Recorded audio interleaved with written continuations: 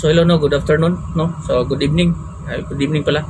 So gusto ko malaman yun, no, ay itong patungkol naman sa adultery, no.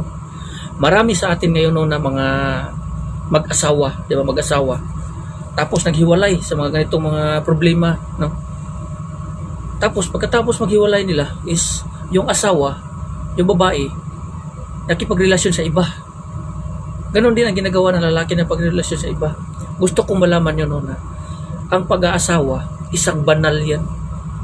Kahit saan pa kayo ikinasal, sa oras may nilagdaan kayo na kasal o kontrata or marriage contract, iisa kayo sa paningin ng Panginoon kasi kayo ay ikinasal at kayong dalawa nagiging isa.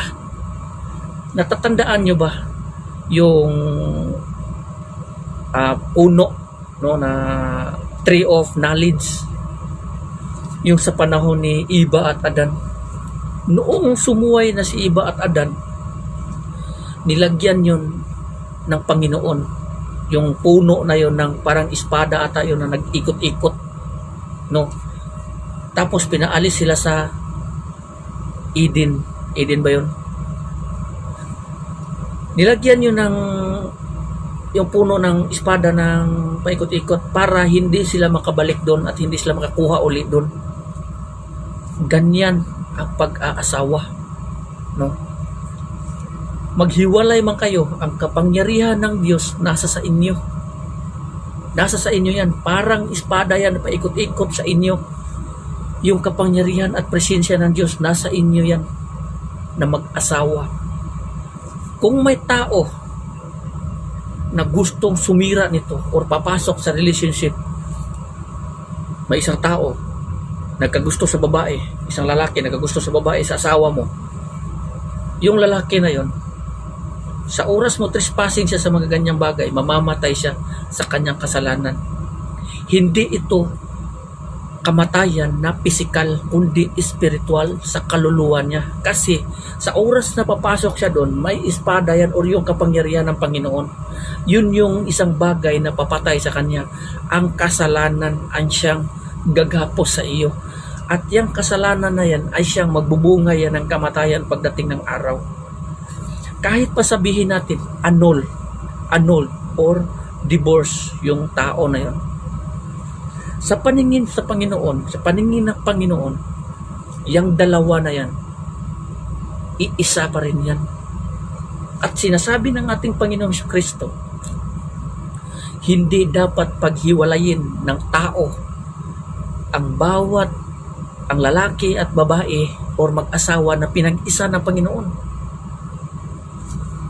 Hindi dapat paghiwalayin ng tao.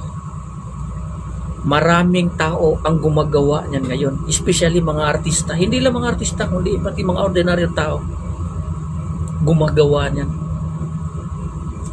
Tapos nag-asawa sila uli. Yung iba nga ikinasal pa, yung mga artista. Kahit alam naman nila, no, sinasabihan sila nung ikinasal sila, no, na wala sa ating batas na mga ganito ganyan, pero sinusuway pa rin nila. At yung mga mangmang din, mga hangal na mga pare, kinasal sila, no.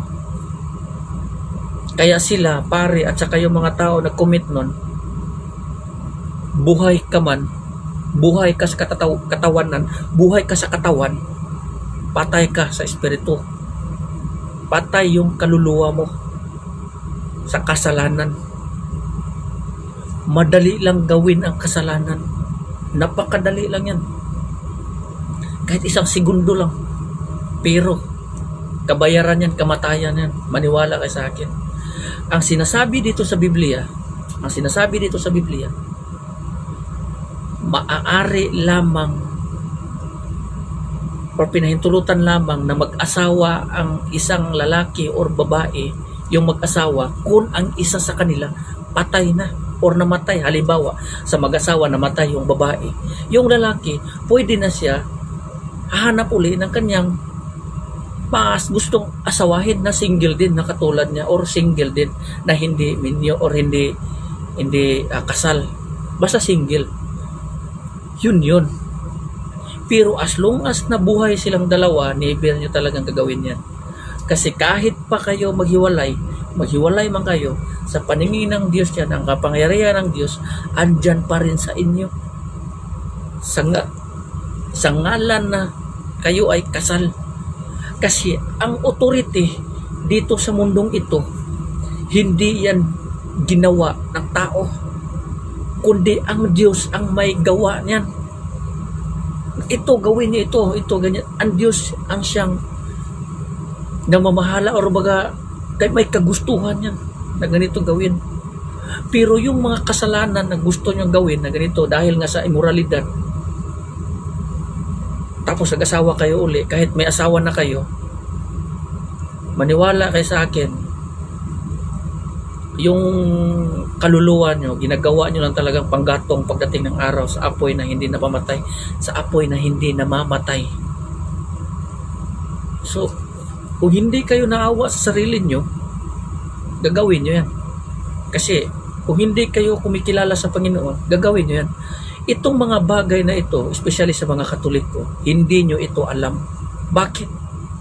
Kasi hindi ito tinuturo sa inyong mga pari. Yung ibang tinuturo doon is wala namang kabuluhan. Walang kabuluhan. Pinasamba nga kayo doon sa kahoy anong kabuluhan, di ba? Para kayong siraulo. Bakit? Sinamba nyo yung isang rebulto, isang kahoy, hindi ka lang siraulo.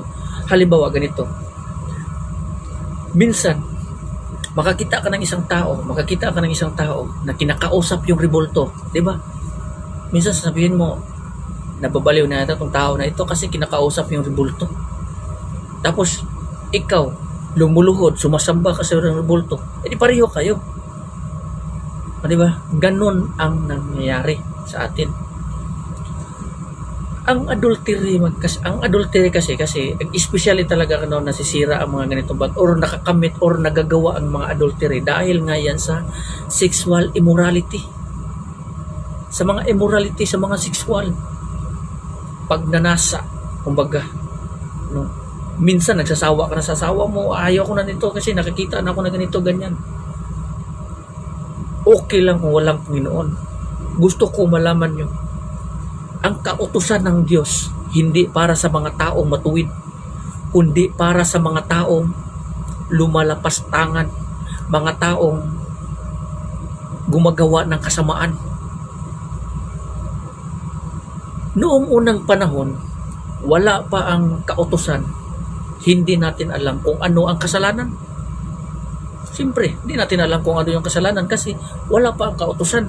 Kaya patuloy tayo namumuhay sa isang bagay na kasalanan pala, pero hindi natin alam na kasalanan yan kasi wala pang kautusan. Dahil dito, nagkaroon ng pagkakataon yung kasalanan para sa atin. Pero nung binigay na ng Diyos yung kautusan, namamatay tayo dahil sa kautusan ng Diyos. Na tayo pala namumuhay sa kasalanan. Halimbawa, adultery. Hindi natin alam na nagkasala pala tayo doon sa pangangalunya. Pero hindi natin alam na kasalanan yan kasi wala pang kautusan. Pero nung dumating yung kautusan, namatay tayo dahil sa kautusan na huwag kang mangangalunya.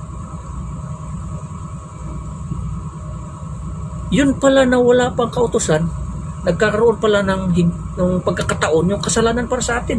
At tayo ay nilalamon dahil nga sa kautusan, tayo ay namamatay dahil ngayon, ang kautusan ginawa o binigay hindi para sa mga taong matuwid o sumusunod sa kalooban ng Diyos, kundi para sa mga taong sumusuway sa Diyos, sa mga taong hindi sumusunod sa kalooban ng Diyos, mga taong hindi nakakaalam kung ano yung tama at mali.